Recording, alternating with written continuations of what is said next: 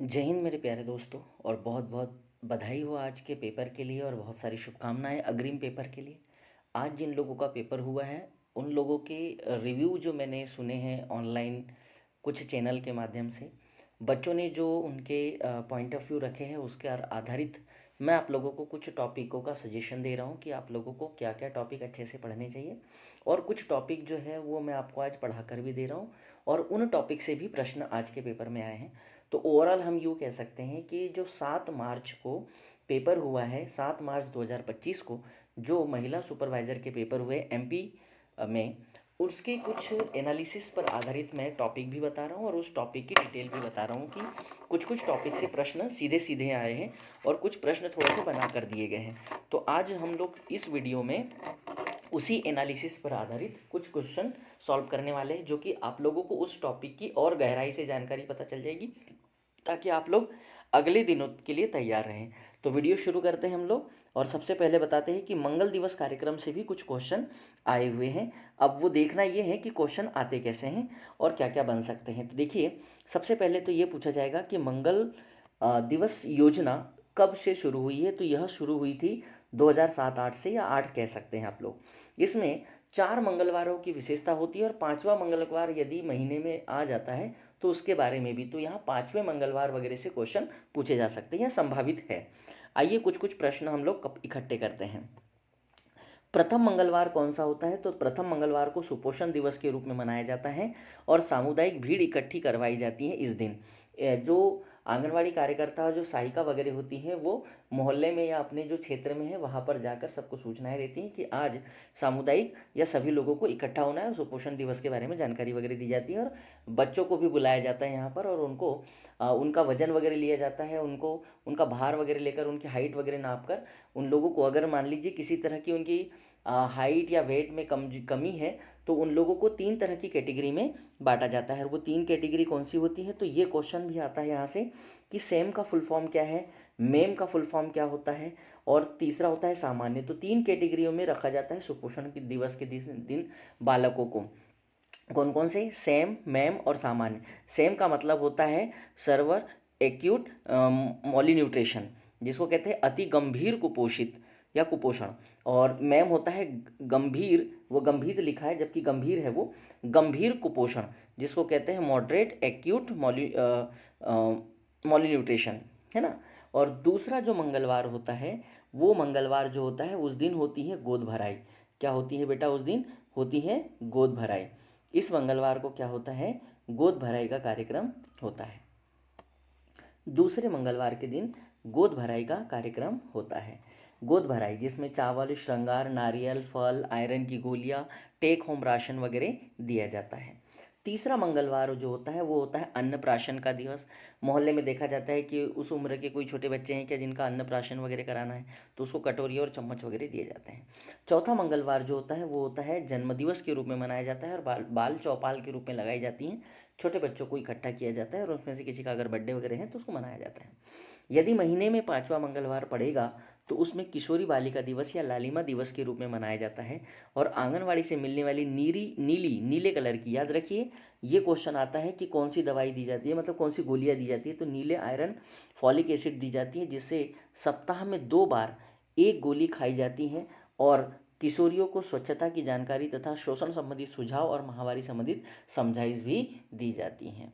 तो ये है मंगल दिवस कार्यक्रम के बारे में जानकारी और यहाँ से क्वेश्चन संभावित है और आए भी हैं। चलिए अगले प्रश्न की तरफ बढ़ते हैं। अगला है सामुदायिक स्वास्थ्य कार्यक्रम। इससे सीधा सीधा क्वेश्चन पूछा जा सकता है। रोगों का नियंत्रण करने के लिए इसको लाया जाए, लोगों के स्वास्थ्य के अनुरक्षण हेतु सरकारी या स्थानीय संगठनों के स्तर पर की जाने वाली गतिविधियों को कहते हैं सामुदायिक स्वास्थ्य कार्यक्रम। क्वेश्चन ऐसा आता है कि सामुदायिक स्वास्थ्य कार्यक्रम क्या है। सामुदायिक स्वास्थ्य कार्यक्रम कहा गया है उसको।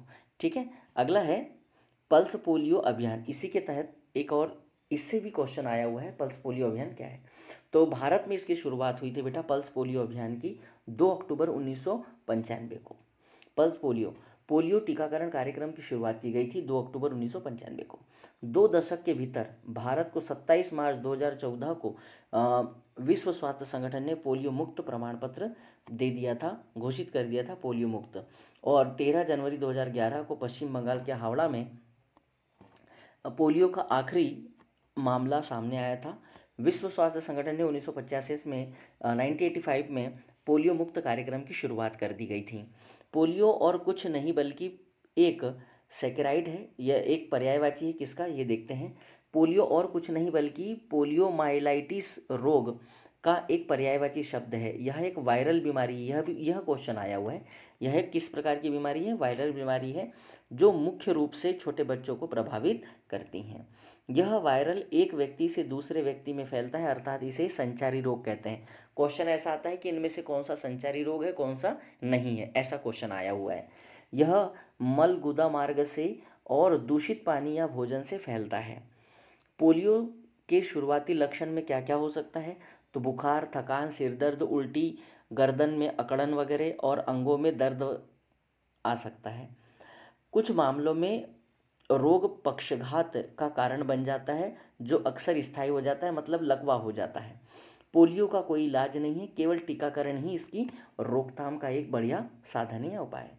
भारत दुनिया का पहला ऐसा देश है जिसने अपने टीकाकरण कार्यक्रम में fractional dose inactivated polio virus vaccine IPv, ये क्वेश्चन आ चुका है।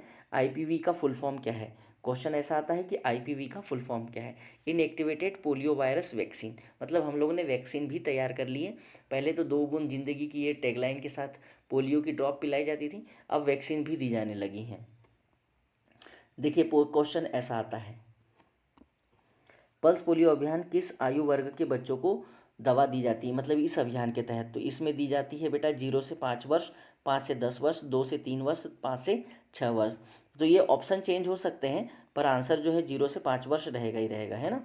चलिए, तो ये हो गया। अगला देखिए, ऐसा ही एक और प्रश्न बनता है, पोलियो रोग का वायरस मनुष्य के किस तंत्र को सर्वाधिक प्रभावित करता है? 7 मार्च से संबंधित प्रश्न है, मतलब आज ही से संबंधित प्रश्न है। तो ये तंत्रिका तंत्र, पाचन तंत्र, श्वसन तंत्र या उत्सर्जन तंत्र को प्रभावित करता है। तो ये जो है प्रभावित करता है तंत्रिका तंत्र को, नर्वस सिस्टम को प्रभावित करता है।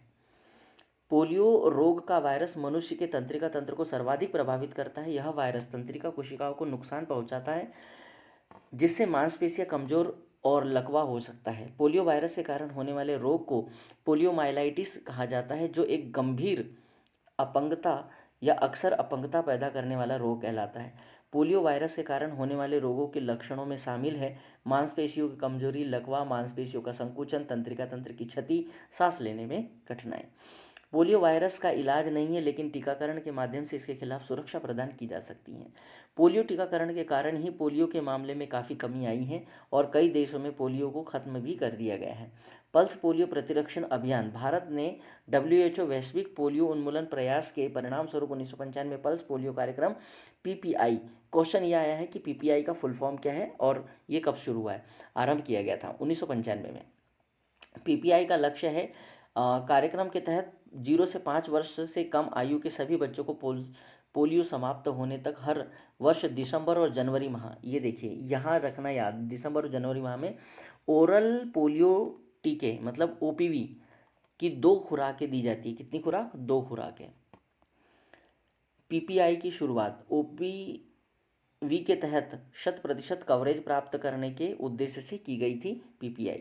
PPI का उद्देश्य क्या होता है? पल्स पोलियो अभियान उन्नत सामाजिक प्रेरण, उन क्षेत्रों में मॉप अप प्रचालनों की योजना बनाकर उन बच्चों तक पहुंचना है जहां पोलियो वायरस लगभग गायब हो चुका है और यहां जन्मजात के बीच उच्च मनोबल बनाए रखना है, ये इसका उद्देश्य है। अगला क्वेश्चन यहाँ से बना हुआ है, क्वेश्चन ये आया हुआ है, यहाँ से देख लीजिए, DRDA का फुल फॉर्म क्या है और इसकी स्थापना कब है? DRDA 1980 में स्थापित हुआ था, भारत सरकार के ग्रामीण विकास मंत्रालय के तहत काम करता है और इसका फुल फॉर्म है ग्रामीण विकास एजेंसी, मतलब इसको कह सकते हैं जिला ग्रामीण विकास एजेंसी, हिंदी में कहते हैं, इंग्लिश में है डायरेक्ट रूरल डेवलपमेंट एजेंसी, मतलब डिस्ट्रिक्ट रूरल डेवलपमेंट एजेंसी, जिला ग्रामीण विकास एजेंसी, ये फुल फॉर्म है इसका। यह एक सरकारी संगठन है जो ग्रामीण विकास के लिए काम करता है। DRDA का मुख्य उद्देश्य होता है ग्रामीण क्षेत्र में गरीबी उन्मूलन, सामाजिक और आर्थिक विकास को बढ़ावा देना। DRDA का कुछ कार्य भी हैं। ग्रामीण विकास की योजनाओं को लागू करना, ग्रामीण उन्नयन के लिए कार्यक्रमों को चलाना, सामाजिक और आर्थिक विकास को बढ़ावा देना, ग्रामीण क्षेत्रों में बुनियादी सुविधाओं को विकसित करना, ग्रामीण क्षेत्र में रोजगार के अवसरों को बढ़ावा देना। अगला क्वेश्चन अन्नपूर्णा योजना के संबंध में है कि यह किस मंत्रालय के अधीन काम करता है। तो यह ग्रामीण विकास मंत्रालय द्वारा शुरू की गई योजना है, जो कि 1 अप्रैल सन 2002 और 1 के अंतर्गत शुरू की गई थी। इस योजना के तहत वृद्धजनों के समूह को खाद्य आपूर्ति दी जाती है। याद रखना, वृद्धजन के समूह को आवश्यकताओं की पूर्ति के लिए खाद्य सुरक्षा प्रदान पर लक्षित है, जो राष्ट्रीय वृद्धावस्था पेंशन योजना के तहत नहीं आ पाए हैं। मतलब जो लोग वृद्ध तो है परंतु वृद्धा पेंशन योजना के तहत जिनको लाभ नहीं मिल रहा है, उन लोगों को, ये राष्ट्रीय स्पेलिंग एरर है, आप लोग सुधार लेना। जैसे कि एक क्वेश्चन मैंने यहाँ बनाने का प्रयास किया है। अन्नपूर्णा क्वेश्चन है अन्नपूर्णा योजना खालिस्तान के लिए खाद्य सुरक्षा प्रदान करने पर लक्षित है। खालिस्तान के समूह की आवश्यकताओं की, मतलब किसकी आवश्यकताओं को पूरा करने के लिए? गर्भवती महिलाओं की, किशोरियों के लिए, वृद्धजनों के लिए और नाजुक हालत वाले रोगियों के लिए। तो आपको पता है वृद्धजनों के लिए यह योजना लाई गई है। अन्नपूर्णा योजना क्या है, तो इसकी थोड़ी सी डिटेल मैंने यहाँ लिखी है, आप लोग देख सकते हैं। 1 अप्रैल 2001 से शुरू हुई है। वृद्धजनों के समूह की आवश्यकताओं की पूर्ति के लिए खाद्य सुरक्षा प्रदान पर लक्षित है, जो राष्ट्रीय वृद्धा पेंशन के तहत नहीं आ पाए हैं उन लोगों के लिए। अन्नपूर्णा योजना भारत में एक सरकारी कार्यक्रम है जिसका उद्देश्य वरिष्ठ नागरिकों को खाद्य सुरक्षा प्रदान करना है, जो राष्ट्रीय वृद्धा पेंशन के लिए पात्र नहीं है लेकिन इसे प्राप्त नहीं कर रहे हैं। मतलब उसके लिए, योजना के लिए पात्र तो है पर वो योजना का लाभ नहीं ले रहे हैं, पर इस योजना को लाभ ले सकते हैं। इस योजना के तहत पात्र लाभार्थियों को भोजन और अन्य वस्तुएं खरीदने के लिए 600 रुपये, लगभग $8 का मासिक वजीफा दिया जाता है। वजीफा का मतलब होता है एक तरह से पेंशन के रूप में पैसे दिए जाते हैं। अन्नपूर्णा योजना ग्रामीण विकास मंत्रालय द्वारा कार्यान्वित की जाती है और केंद्र सरकार द्वारा वित्त पोषित है। मतलब इसको बजट कहाँ से मिलता है? केंद्र सरकार से। इसको फाइनेंस कौन कर रहा है या इसको मदद कौन देता है फाइनेंशियली? केंद्र सरकार। यह योजना उन कमजोर वरिष्ठ नागरिकों के लिए लक्षित है जो गरीबी रेखा से नीचे जीवन यापन कर रहे हैं और जिन्हें अपनी बुनियादी ज़रूरतों को पूरा करने के लिए वित्तीय सहायता की आवश्यकता है। अन्नपूर्णा योजना के तहत पात्र वरिष्ठ नागरिकों को निम्नलिखित प्रदान किए जाते हैं। क्या क्या? तो प्रति माह 10 किलो मुफ्त चावल और प्रति माह 10 किलो मुफ्त गेहूं, और उनके जीवन स्तर को बेहतर बनाने में मदद कर सके। अन्नपूर्णा योजना के मुख्य उद्देश्य क्या है? तो वृद्धजनों को खाद्य सुरक्षा प्रदान करना, गरीबी रेखा से नीचे रहने वाले वृद्धजनों को सहायता प्रदान करना, वृद्धजनों के जीवन स्तर को बेहतर बनाना और वृद्धजनों को समाज में सम्मानित और सुरक्षित महसूस कराना। अगला यहाँ से क्वेश्चन आया हुआ है कि NRHM का फुल फॉर्म क्या है? नेशनल पढ़ा भी होगा आप लोगों ने, राष्ट्रीय ग्रामीण स्वास्थ्य मिशन या नेशनल रूरल हेल्थ मिशन, ऐसा नाम है। 12 अप्रैल 2005 को यह शुरू हुआ था। ये क्वेश्चन आ चुका है, डेट पूछा गया है। भारत के प्रधानमंत्री द्वारा इस कार्यक्रम को शुरू किया गया था। NRHM का फुल फॉर्म पूछा है बेटा, NRHM इसका फुल फॉर्म किया है, पूछा है, नेशनल रूरल हेल्थ मिशन, राष्ट्रीय ग्रामीण स्वास्थ्य मिशन या नेशनल रूरल हेल्थ मिशन, ऐसा पूछा जाता है। 12 मार्च 2005 को शुरू हुआ था। इस तरह के प्रश्न आने की संभावना है। ये संभावित प्रश्न है। कैसा प्रश्न है? संभावित प्रश्न है। संभावित प्रश्न है। मुख्यमंत्री बाल हृदय उपचार योजना, इसका प्रारंभ हुआ था जुलाई 2011 में। उद्देश्य प्रदेश के हृदय रोग से पीड़ित बच्चों का निःशुल्क उपचार कराना, ये इनका उद्देश्य है। ये भी एक संभावित प्रश्न है। सरदार वल्लभ भाई पटेल निःशुल्क औषधि वितरण योजना, इसका प्रारंभ हुआ था 17 नवंबर 2012 को जबलपुर के सेठ गोविंदास हॉस्पिटल से इस योजना को शुरू किया गया था। अगला है अंतरस योजना। कौन सी योजना है? अंतरस योजना 15 अगस्त 2017 को शुरू हुई थी और उद्देश्य बच्चों के जन्म में अंतराल रखने और बढ़ती हुई जनसंख्या को रोकने के लिए अंतरस योजना लाई गई थी। अब जो क्वेश्चन आए हुए हैं इस बार 2025 में, जो मार्च का अभी आज का पेपर जो हुआ है उसमें, मिशन इंद्रधनुष की शुरुआत 25 दिसंबर 2014 को स्वास्थ्य एवं परिवार कल्याण मंत्रालय द्वारा की गई थी। इसमें 7 बीमारियों को शामिल किया गया था और अभी वर्तमान में तो और भी चीज़ों को शामिल कर दिया गया, पर ये 7 ज़्यादा है और इन 7 के नाम पूछे जाते हैं। तो उसके लिए मैंने एक छोटी सी ट्रिक भी बना रखी है, आप ट्रिक का भी यूज़ कर सकते हैं और सामान्य रूप से भी पढ़ सकते हैं। जैसे खसरा, पोलियो, काली खांसी जिसको पर्टूसिस कहते हैं, कई जगह काली खांसी की जगह पर्टूसिस लिखा रहेगा, खसरा की जगह मिजल्स लिखा रहेगा, और पोलियो तो पोलियो ही रहेगा। और टिटनेस को लिखा पर्टूसिस काली खांसी हो गया, या उसको वुपिंग कफ भी कहते हैं। टिटनेस को टिटनेस ही कहते हैं, तपेदिक को ट्यूबरक्लोसिस कहते हैं, और डिप्थीरिया को डिप्थीरिया कहेंगे, और हेपेटाइटिस बी को हेपेटाइटिस बी कहेंगे। ठीक है, तो ये इंग्लिश नाम भी पूछे जा सकते हैं, इसलिए मैंने यहाँ पर लिख दी हैं। और कोड कैसे याद करना है, तो कोड भी है खाट तपे हैं काली डेट में। काली डेट समझ रहे हो, जहाँ पर काली खांसी की डेट आ गई है, ऐसा समझ लेना।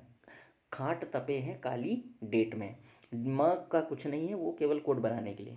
जैसे ख से हो जाएगा खसरा, ट से हो जाएगा टिटनेस, त से हो जाएगा तपेदिक, प से हो जाएगा पोलियो, ह से हो जाएगा हेपेटाइटिस बी, और काली से हो जाएगा काली खांसी, और डेट से हो जाएगा डिप्थीरिया। और एक और योजना जो ये स्वच्छता मिशन, ये भी आ चुका है, इसका भी क्वेश्चन आ चुका है। स्वच्छता संग्राम अभियान 1 सितंबर 2015 को स्वच्छता संग्राम अभियान मध्य प्रदेश के इंदौर जिलों से शुरू हुआ था। इस अभियान का उद्देश्य खुले में शौच से मुक्त होना है। इस तरह के क्वेश्चन, कुछ प्रश्न यहाँ से आए सीधे सीधे, और कुछ आने की संभावना है। तो आप लोग अगले दिनों तक जिन लोगों के पेपर होने वाले हैं वो तैयारी में बहुत अच्छे से जुटे रहें, और बहुत अच्छे से इनको पढ़कर तैयार करें। और मेरे यूट्यूब चैनल की जो प्लेलिस्ट है, दिनेश सर हिंदी वाले यूट्यूब चैनल की जो प्लेलिस्ट है, उसमें महिला सुपरवाइजर का एक फोल्डर है, और उसमें लगभग मैंने 37 वीडियो अपलोड करके रखे हैं। उन वीडियोज़ को आप लोग देख कर जाइए, आपको बहुत काम आएंगे। विटामिन ए, विटामिन अगर आप बात करें तो विटामिन ए की बहुत डिटेल से व्याख्या करके रखी हुई है, आप लोग उसको बहुत अच्छे से पढ़ें। आरटी एक्ट बहुत अच्छे से पढ़ा के रखा हुआ है, उसके क्वेश्चन करा के रखें, आप लोग वो देखिए। और बहुत सारे, ना जाने कितने सारे क्वेश्चन मैंने करा रखे हैं, लगभग 5,000 के आसपास क्वेश्चन करा रखे हैं। तो प्लीज़ आप लोग उन क्वेश्चन को सॉल्व करके जाइएगा, आपको बहुत मदद मिलेगी। आज के लिए इतना ही, फिर कल के एनालिसिस पर आधारित फिर मैं आप लोगों के लिए एक वीडियो लाकर बनाऊंगा या तैयार करूंगा। तो आज के लिए इतना ही। इतिश्री जय हिंद जय भारत। इसको ज़्यादा से ज़्यादा शेयर करें, और जो लोग चैनल के साथ पहली बार जुड़ते जा रहे हो, चैनल को लाइक और सब्सक्राइब कर लीजिए, बेल आइकन को प्रेस कर लीजिए, ताकि इस तरह की रोचक जानकारी आप तक पहुंच सके और सही जानकारियाँ पहुंच सके। तो आज के लिए इतना ही। इतिश्री जय हिंद जय भारत।